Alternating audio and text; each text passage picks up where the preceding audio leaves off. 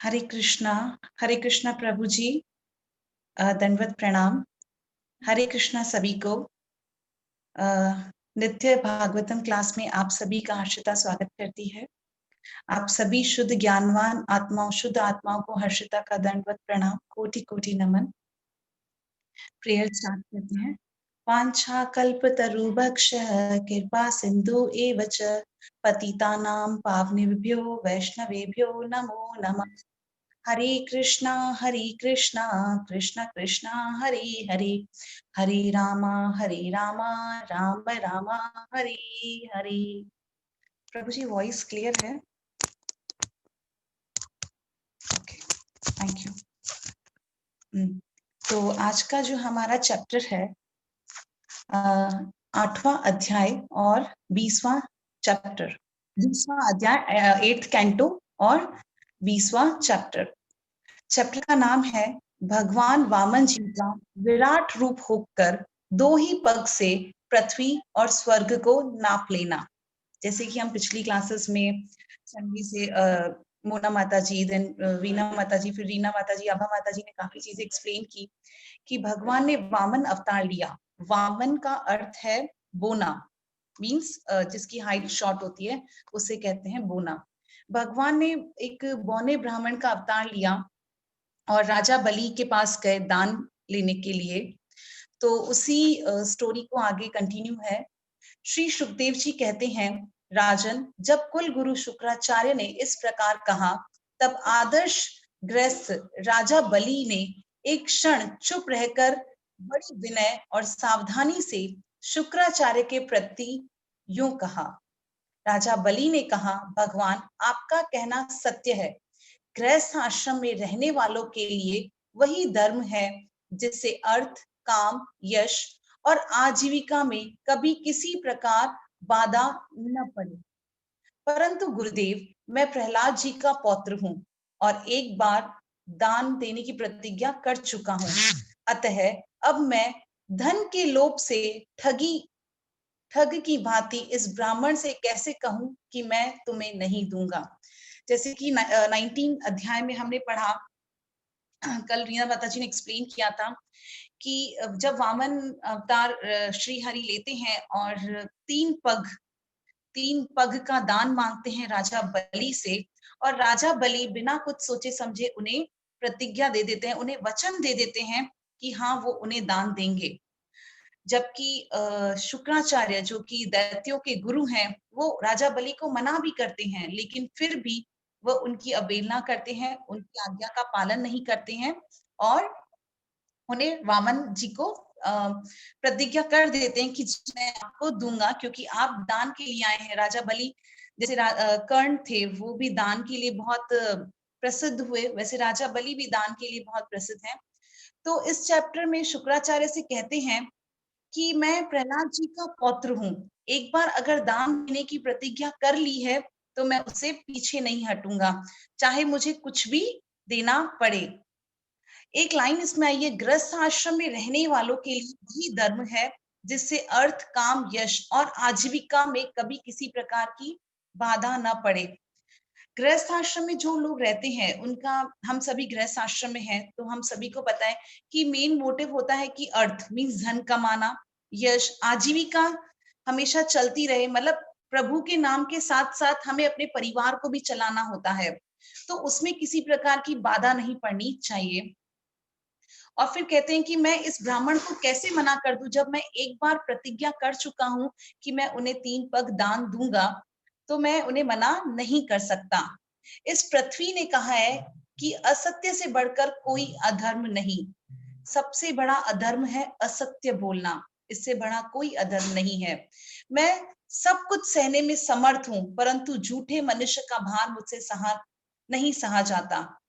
अब राजा बलि बोल रहे हैं शुक्राचार्य को कि अगर मैं अपनी प्रतिज्ञा से मुंह मोड़ लूं और मना कर दूं कि मैं दान नहीं दूंगा, तो लोग मुझे झूठा कहेंगे। आने वाला फ्यूचर जो है, जो वो मुझे कहेगा कि राजा बलि झूठा है और मैं इस झूठे मनुष्य का भार नहीं सह पाऊंगा।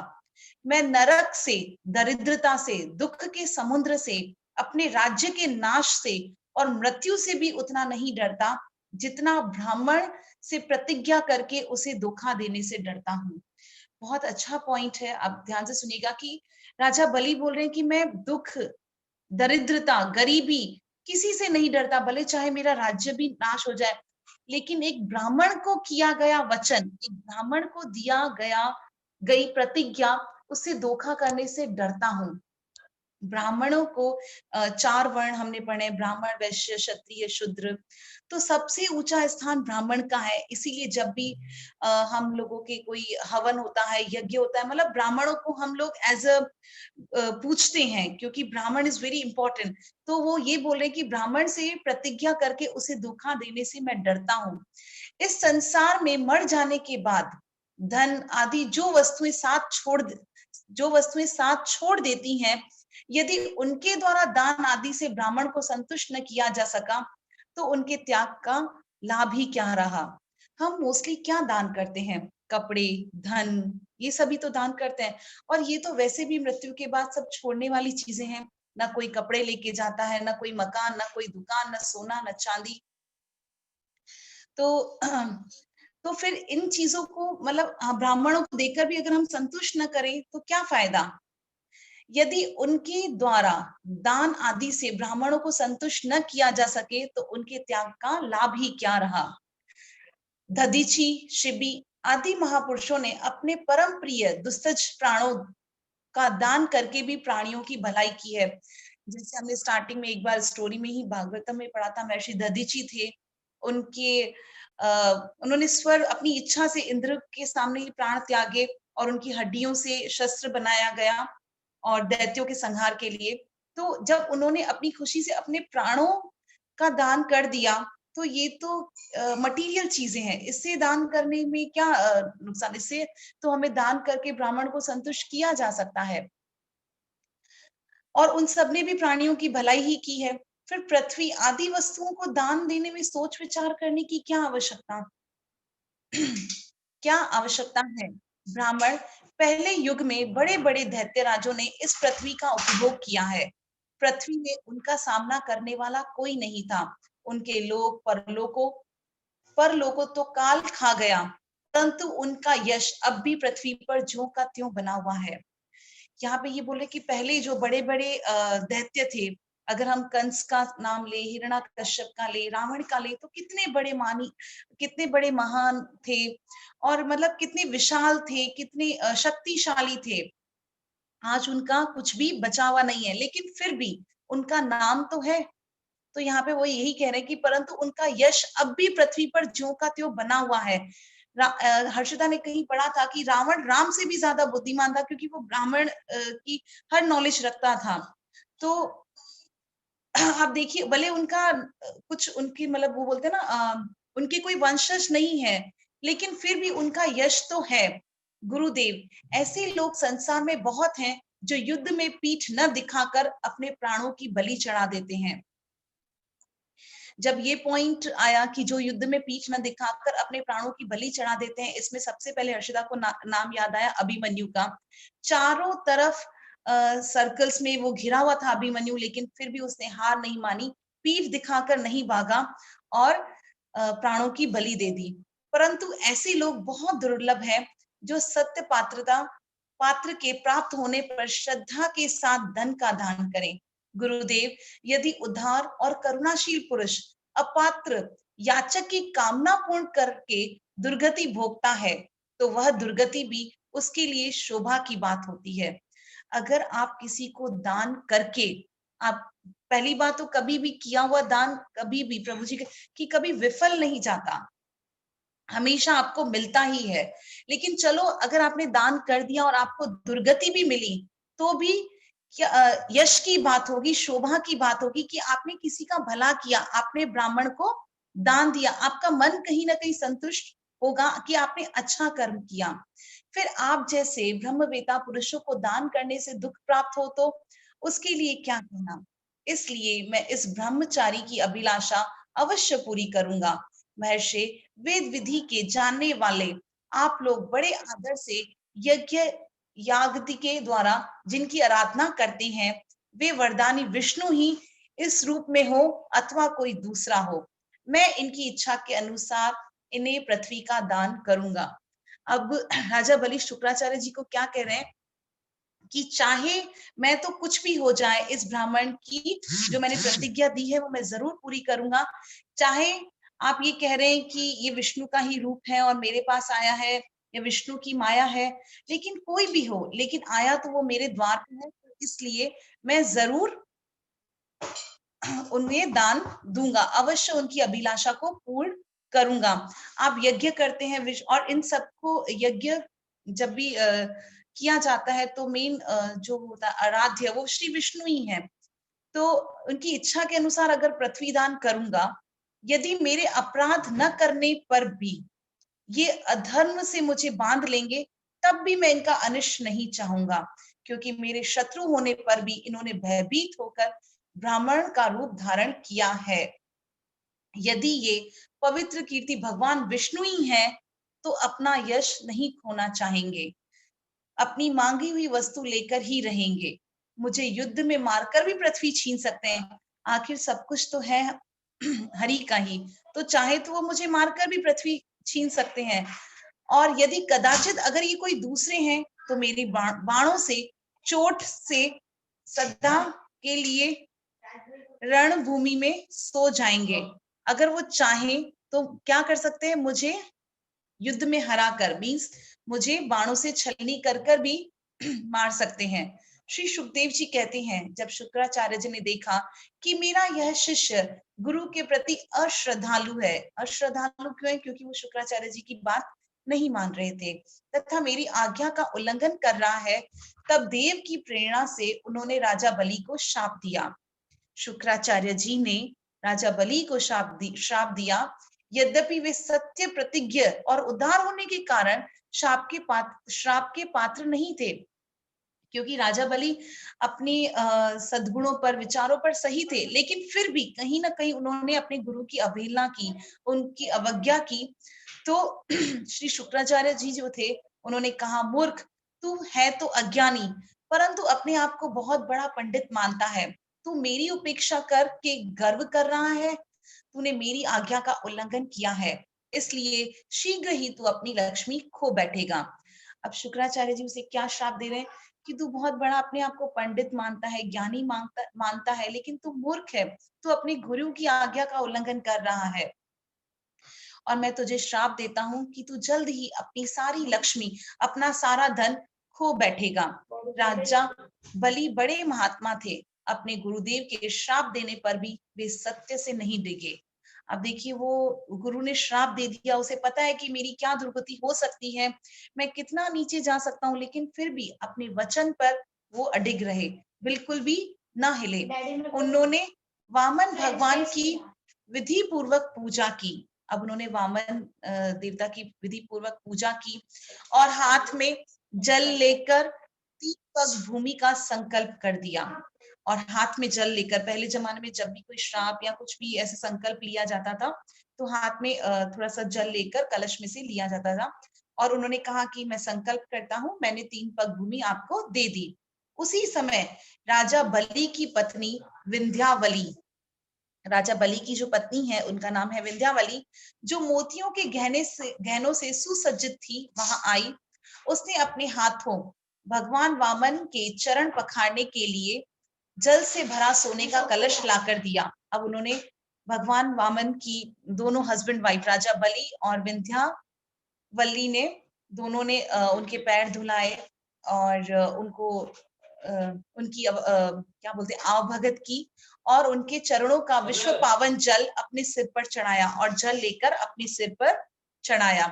उस समय आकाश में स्थित, अब यहां से ध्यान से सुनिएगा, उस समय आकाश में स्थित देवता, गंधर्व, विद्याधर, सिद्ध, चारण, सभी लोग राजा बलि के इस अलौकिक कार्य तथा सरलता की प्रशंसा करते हुए बड़े आनंद से उनके ऊपर दिव्य पुष्पों की वर्षा करने लगे। क्योंकि राजा बलि ने काम भी ऐसा ही किया था कि सब उनके ऊपर प्राउड फील कर रहे थे, पुष्पों की वर्षा कर रहे थे, कि उन्होंने, राजा बलि जो उनके यहाँ एक दानी बनकर आया था, मतलब दान लेने वाला बन के आया था, और उसकी वो इस तरीके से आव भगत कर रहे हैं, उसका वेलकम कर रहे हैं, तो सब उनके ऊपर पुष्पों की वर्षा करने लगे। एक साथ ही हजारों दुंदभियां बार बार बजने लगी। गंधर्व, किमपुरुष और नर गान करने लगे, अहो धन्य, हे उधोर शिरोमणि बलि, ऐसा काम कर दिखाया जो दूसरों के लिए अत्यंत कठिन है। मतलब उसने सबके खिलाफ, अपने गुरु के खिलाफ जाकर भी ये काम, अपनी प्रतिज्ञा पे अडग रहा, अपनी खुद की परवाह नहीं की। तो सब उसके ऊपर बहुत प्राउड फील कर रहे थे। देखो तो सही, इन्होंने जानबूझकर अपने शत्रु को तीनों लोगों का दान दान कर दिया। शुक्राचार्य जी को तो पहले से डाउट था, और इसीलिए उन्होंने राजा बलि को कहा भी कि ये श्री हरि की ही कोई माया है। लेकिन फिर भी उनका यही था कि अगर कोई मेरे दर पर आया है तो खाली नहीं जाए। और कैसे उन्होंने अपने ही शत्रु, क्योंकि शुरू से ही श्री विष्णु को दैत्यों का शत्रु माना जाता था, तो कैसे तीनों लोगों का दान कर दिया।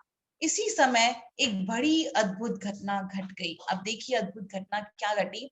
अनंत भगवान अनंत भगवान का वह त्रिगुणात्मक वामन रूप बढ़ने लगा, क्योंकि अब बारी थी 3 पग मापने की। तो वामन अवतार जो उन्होंने लिया था वो एकदम विशाल काय होने लगा।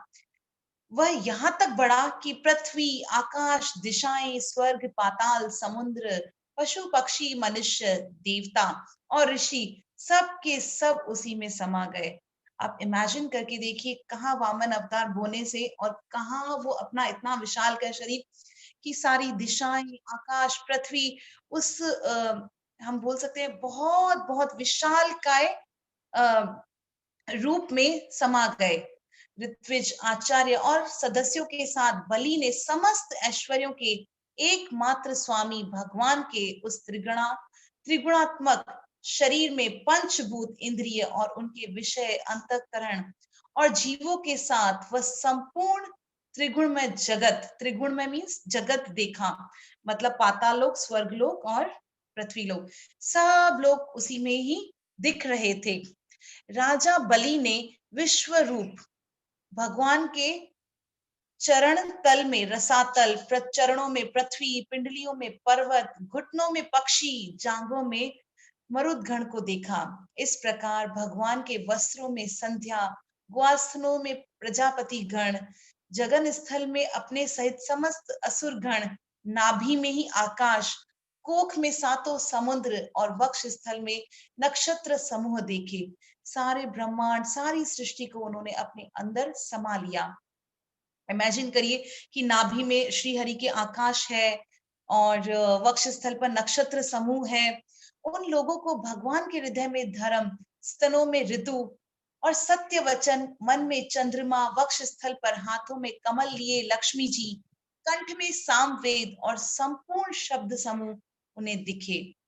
बाहुओं में इंद्र आदि समस्त देवगण, बाहुओं में, बाजुओं में, कानों में दिशाएं, मस्तक में स्वर्ग, केशों में मेघमाला, नासिका में वायु, नेत्रों में सूर्य और मुख अग्नि दिखाई पड़े। वाणी में वेद, रसना में वरुण, बोहों में विधि और निषेध, पलकों में दिन और रात। कहा आप यहाँ से इस डिस्क्रिप्शन से आप पता लगा सकते हैं कि इस सृष्टि का आदि भी हरि विष्णु है और अंत भी वही है। विश्व रूप के ललाट पे क्रोध और नीचे के ओठ में लोभ के दर्शन हुए। परीक्षित, उनके स्पर्श से काम, वीर्य में जल, पीठ में अधर्म, पद विन्यास में यज्ञ, छाया में मृत्यु, हंसी में माया, शरीर के रोमों में सब प्रकार की औषधियां थी। उनकी नाड़ियों में नदियां, नखों में शिलाएं और बुद्धि में ब्रह्म, देवता, देव ऋषिगण दिखे। इस प्रकार वीरवर बलि ने भगवान, इंद्रियों और शरीर में सभी चराचर प्राणियों का दर्शन किया। अब राजा, आप सोचिए राजा बलि कितने सौभाग्यशाली हैं थे कि मतलब उन्हें सब कुछ इतना अच्छे से उनका दर्शन हुआ, उनका तो उद्धार हो ही गया। परीक्षित, सर्वात्मा भगवान में यह संपूर्ण जगत देखकर सबके सब दैत्य अत्यंत भयभीत हो गए, क्योंकि इतना बड़ा विशाल का रूप था तो सब डरने लग गए। हो गए। इसी समय भगवान के पास असह तेज वाला सुदर्शन चक्र, गरजते हुए मेघ के समान भयंकर टंकार करने वाला शार्यक शार्दक धनुष, बादल की तरह गंभीर शब्द करने वाला पंचजन्य शंख, विष्णु भगवान की अत्यंत वेगवती कोमोद की गदा, 100 चंद्रकार चिन्हों वाली ढाल और विद्याधर नाम की तलवार, अक्षय बाणों से भरे 2 तरकस और लोकपालों के सहित भगवान की सुंदर और आदि पार्षदगण सेवा करने के लिए उपस्थित हो गए। भगवान वामन का ये विशाल काय, श्री हरि का ये विशाल रूप देखकर सभी अचंभित हो गए। सभी उनके दर्शन, सभी के नयन एकदम कह सकते हैं कि हम इतने सुकून मिल रहा था उनकी आंखों को कि और राजा बलि भी बहुत उत्सुक हुए, मतलब बहुत अंदर से उन्हें इतनी खुशी हो रही थी। वह उस समय भगवान की बड़ी शोभा हुई, मस्तक पर मुकुट, बाहुओं में बाजूबंद, कानों में मकराकृति कुंडल, वक्ष स्थल पर श्रीवत्स चिन्ह, गले में कौस्तुभ मणि, मेखला और कंधे पर पीतांबर शोभायमान हो रहा था।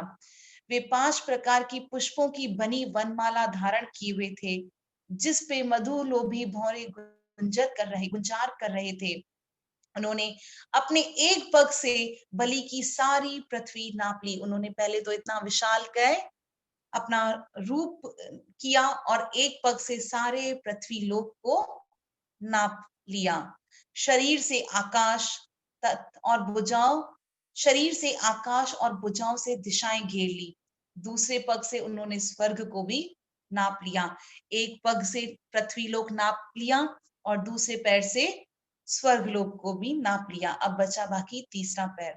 तीसरा पैर रखने के लिए बलि तनिक सी भी कोई वस्तु न बची। अब राजा बलि के पास कुछ भी न था कि वो क्या तीसरा पग कैसे नापे। भगवान का वह दूसरा पग ही ऊपर की ओर जाता हुआ वह लोग जनलोक और तप लोक से भी ऊपर सत्य लोक में पहुंच गया। अब सोचिए, भगवान ने इतना बड़ा विशाल काय अपना रूप धारण किया, एक पग से पृथ्वी लोक, एक पग से स्वर्ग लोक, दोनों को ले लिया। अब नेक्स्ट चैप्टर में हम पढ़ेंगे कि तीसरा पद कहाँ रखा गया और कैसे राजा बलि ने अपने वचन को पूरा किया। इस चैप्टर यहीं खत्म होता है, लेकिन कुछ पॉइंट्स हैं जो हर्षिता को समझ में आए। जो फर्स्ट पॉइंट मेन है वो है गुरु की मानो। बहुत इंपॉर्टेंट पॉइंट है। भले राजा बलि ने अच्छे काम के लिए किया, but we always follow to our guru. गुरु अंधेरे में जलने वाली मशाल है जो हर वक्त हमें रास्ता दिखाती है। सच्चा गुरु अपने शिष्य के सारे दुखों को हर लेने की क्षमता रखता है, बशर्ते उसे विश्वास होना चाहिए। जब कोई पिता या कोई माँ अपने छोटे बच्चे को ऊपर उछालती है तो उस बच्चे को पूरा विश्वास होता है कि मेरे पेरेंट्स मुझे गिरने नहीं देंगे, इसलिए वो रोता नहीं है, वो हंसता है।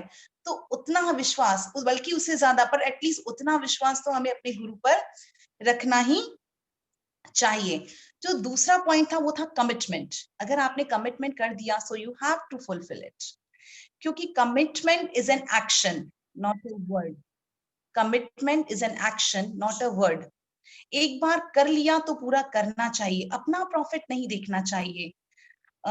आप सभी ने सुना है ना, रघुकुल रीत सदा कहियाई, प्राण जाए पर वचन न जाए। तो we have to follow this, कोशिश करनी चाहिए। पर हमें ये भी नहीं भूलना चाहिए कि हमने कमिटमेंट भगवान से भी किया है। हर्षिता ने कहीं पढ़ा था, मात्र गर्भ में जो किया हरि से तू इकरार, बाहर आने पर जपेगा उसका नाम बार बार। जब बच्चा माता के गर्भ में होता है तो वो हमेशा यही प्रेयर करता है कि मुझे बाहर निकालो भगवान, मैं बाहर आके पक्का नाम जपूंगा। तो वो एक कमिटमेंट होता है, लेकिन बाहर आके वो पूरे सर्कल में इस तरीके से फंस जाता है। So we have to fulfil our commitment. जब गुरु भी बना लिया, एक पॉइंट यहाँ एक और भी आता है कि अगर आपने किसी को अपना गुरु भी बना लिया तो उसके प्रति भी आपने जो कमिटमेंट किया है, यू हैव टू फॉलो। आप कभी कंपेयर ना करें। और एक और थर्ड पॉइंट था कि भगवान भक्त का उद्धार करने हमेशा आते हैं, चाहे अवतार लेते हैं, चाहे वो दैत्य कुल का हो या देवता कुल का। वो किसी भी जाति, वर्ण आदि पर आदि को मतलब नजरअंदाज करते हैं, आदि को गौर नहीं करते, लेकिन आते जरूर हैं। भगवान किसी भी रूप में आ सकते हैं, तो हर किसी में भगवान को देखना चाहिए। जैसे भगवान वामन रूप में आ गए, तो भगवान कभी भी किसी भी एक भिक्षा लेने वाले के रूप में आ सकते हैं, गेस्ट के रूप में आ सकते हैं। तो प्रभु जी हमेशा कहते हैं, तुझ में राम, मुझ में राम। सो वामन बन के भी अपने रूप को विशालकाय करके मात्र अपने पैरों से ही पृथ्वीलोक और स्वर्गलोक को नाप लिया। तो भगवान तो कुछ भी कर सकते हैं। भगवान की असीम माया है। एक भक्त ने कहा नारद जी को कि मेरे भगवान सुई में से हाथी को निकाल रहे हैं। तो वो एक्सेप्ट करता है, अरे सुई में से हाथी, हाँ भगवान तो कुछ भी कर सकते हैं, सुई में से हाथी क्या, वो तो पूरे संसार को निकाल सकते हैं। तो उतना विश्वास होना बहुत जरूरी है। जीवन में संसार जीवन में इंसान के लिए दो चीजें बहुत अहम होती हैं, क्योंकि यहाँ पर इसलिए बताया क्योंकि कहीं ना कहीं उन्होंने शुक्राचार्य जो गुरु थे राजा बलि के, उनकी अवहेलना की। तो जीवन में इंसान के लिए दो चीजें बहुत अहम होती हैं। प्रभु जी आपके लिए है हर्षिता की तरफ से, गुरु का डर और गुरु का दर। गुरु का डर और गुरु का दर। गुरु का डर रहेगा तो इंसान कभी गुनाह नहीं करेगा, गुनाह से बचेगा। गुरु का डर रहेगा तो इंसान गुनाह करने से बचेगा, और गुरु का दर होगा तो उसके ऊपर हमेशा रहमतें बरसेंगी। एक और last line. Thank you so much प्रभु जी, आपने हर्षिता को अपॉर्चुनिटी दी। हर्षिता आपको कोटि कोटि नमन करती है। शायरी आपके लिए लिखी है हर्षिता ने। रूठी जो जिंदगी तो मना लेंगे हम, रूठी जो जिंदगी तो मना लेंगे हम, मिले जो गम तो सह लेंगे हम, मिले जो गम तो सह लेंगे हम।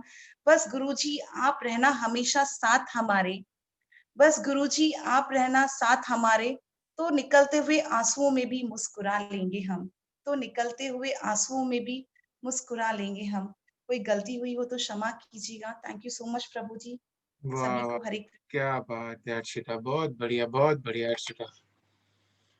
हर्षिता माता जी, बहुत अच्छी क्लास, बहुत अच्छी क्लास। और तुम कह रही हो कि हमेशा साथ में रहना, तो ये तो इंडिया वाले बुला रहे हैं, ये निभाई वाले कैसे है हर्षिता, काम चलेगा? आप कह रही हो साथ में रहना, हमेशा ये लोग बुला रहे हैं। प्रभु जी आप घूम के वापस आ जाइए ना। आज किसी का मैसेज आया, बोले हमारे घर पे 2 महीने आके रुको कम से कम। प्रभु जी घूम के, प्रभु जी वो जो होता है ना कि पक्षी अपने घरौंदे में घूम फिर के वापस आता है। तो प्रभु जी प्लीज घूम फिर के आप भले वीणा माता जी के पास जाइए, विद्या माता जी के पास जाइए, पर घूम अच्छा फिर के वापस आ जाइएगा। अच्छा, ऐसा? क्योंकि किसी को हर्षिता ये भी नहीं कहेगी कि आप उनके पास नहीं जाइए, वो भी आपके लिए वेट करते हैं। तो प्लीज आप उन्हें भी अपना दर्शन दीजिए। तो आप उनके पास भी जाइए, लेकिन वापस घूम के वापस आ जाइए। वो अफ्रीका वाली कह रही है कि हमारे पास 1 साल की वीजा लगती है, आओगे तो 1 साल के लिए पूरा आके रहना। अफ्रीका वाली ऐसा कह रही है, बताओ क्या करें। ओम नमो भगवते वासुदेवाय। खोलो आपका माइक, अफ्रीका वाली कह रही है माइक खोलो मेरा। हाँ, 1 साल की वीजा मिलेगी, कुछ दिनों की नहीं मिलेगी, तो आप सिर्फ पूरे 1 साल के लिए आ जाइए अभी, तो सुन लो। फिर औरों का दर्शन दे दीजिएगा। ऐसा? नहीं प्रभु जी अगर बुरा नहीं लगे तो हर्षिता बोले प्रभु जी रहने दीजिए, अफ्रीका मत जाइए। नो नो नो गुरु जी, ऐसा क्यों? ये तो फिर पार्शलिटी हो जाएगी गुरु जी। नहीं तो आप हीर जी, आप गारंटी लेते हो 1 साल खाना वाना खिलाओगी? वेलकम गुरु जी, वेलकम। खाना वाना खिलाओगी सब ना प्रभु 1 साल जी तक? नमस्कार।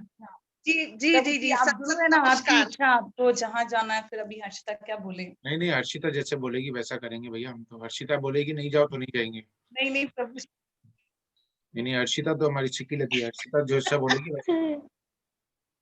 बहुत बढ़िया, बहुत बढ़िया। तो आपकी अफ्रीका वाली सिक्किलरी नहीं हुई गुरु जी?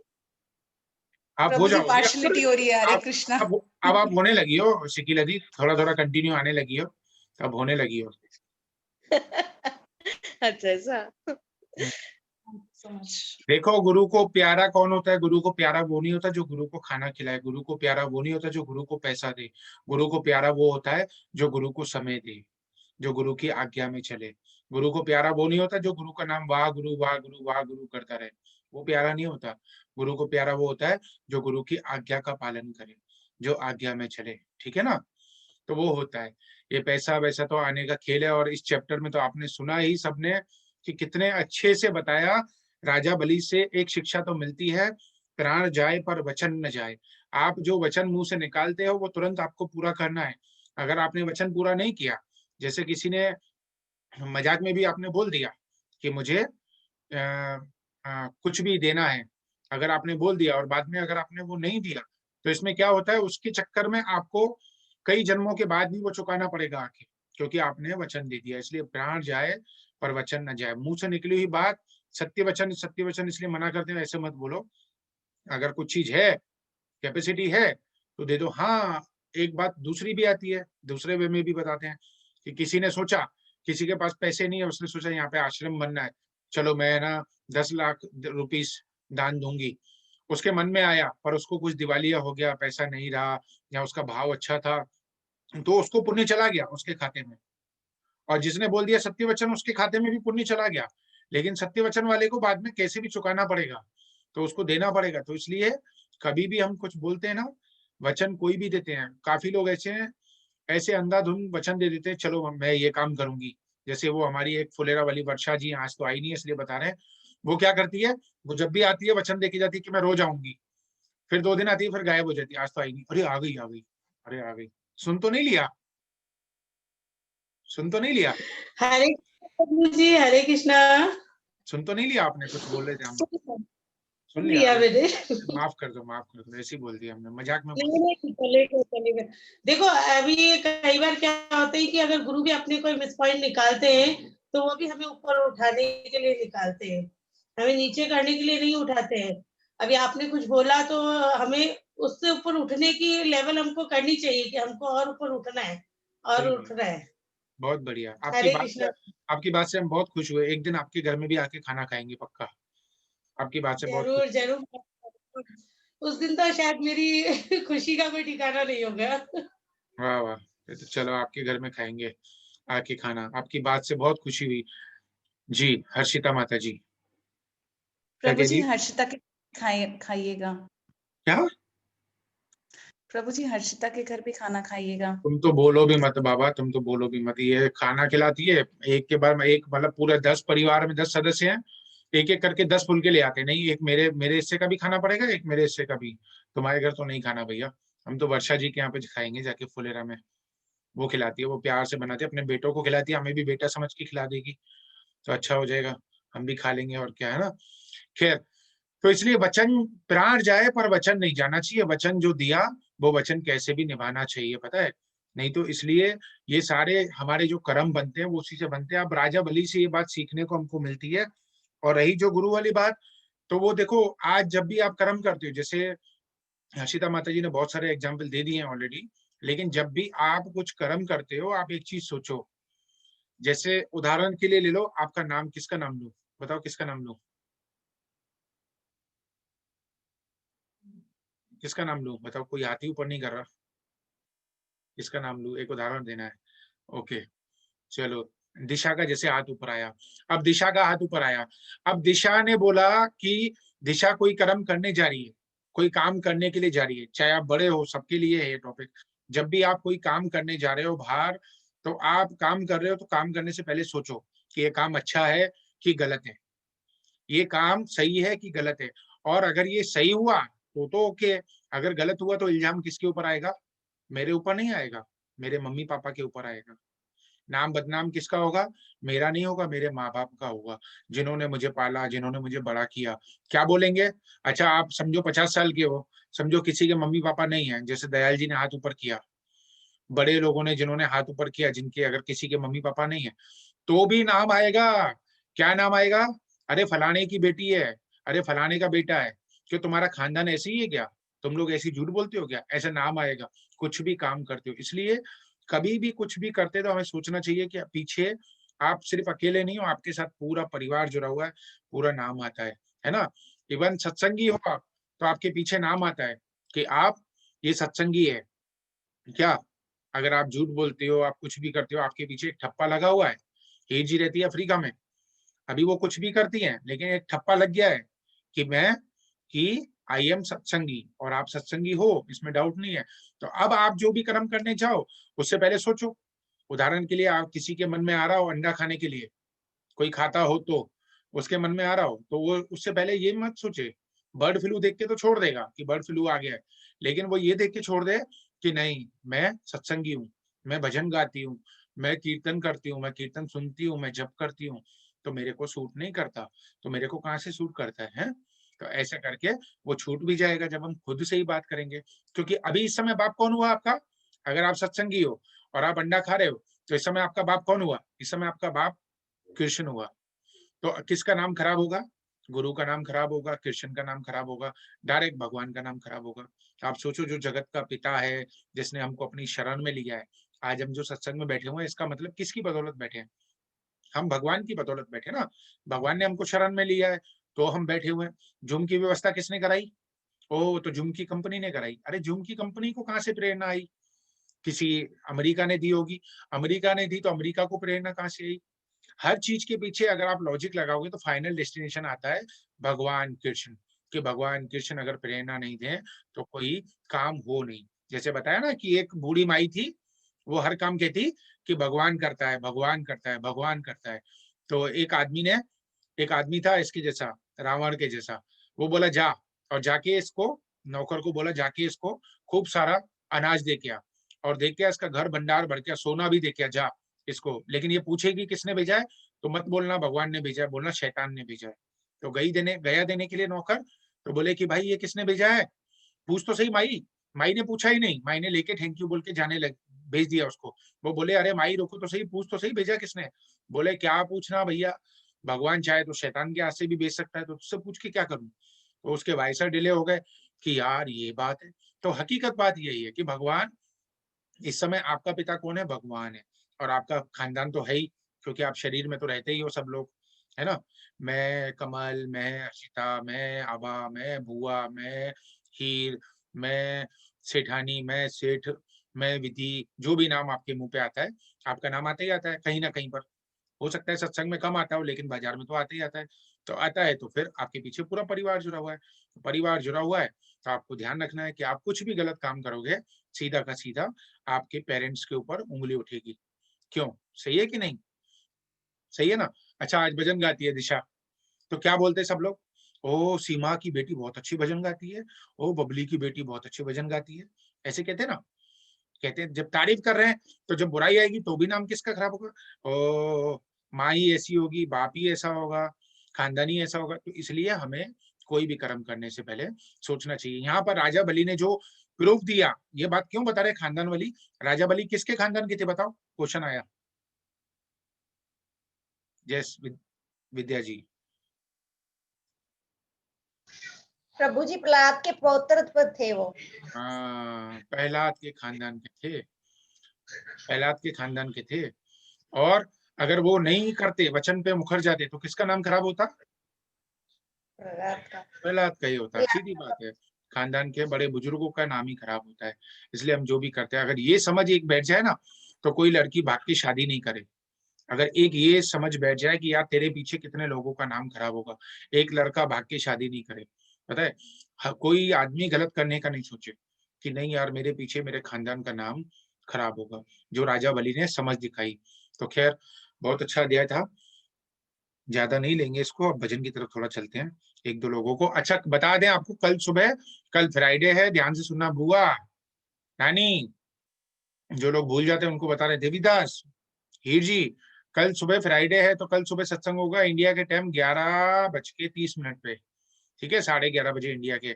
दिया को सुनाई दे रहा है? दिया को, ओ आगरा वाली दिया, हरे कृष्णा, हाँ, सुनाई दे रहा है? हरे कल, कृष्ण प्रभु जी, हाँ, हरे कल कृष्ण सबको। हाँ, सुनो, कल शाम को सत्संग नहीं होगा, कल सुबह होगा 11:30 बजे। ठीक है। ठीक है, फिर कल भी एक स्टोरी सुनाना, अभी भी सुनाओ। हाँ, अभी भी सुनाऊंगी।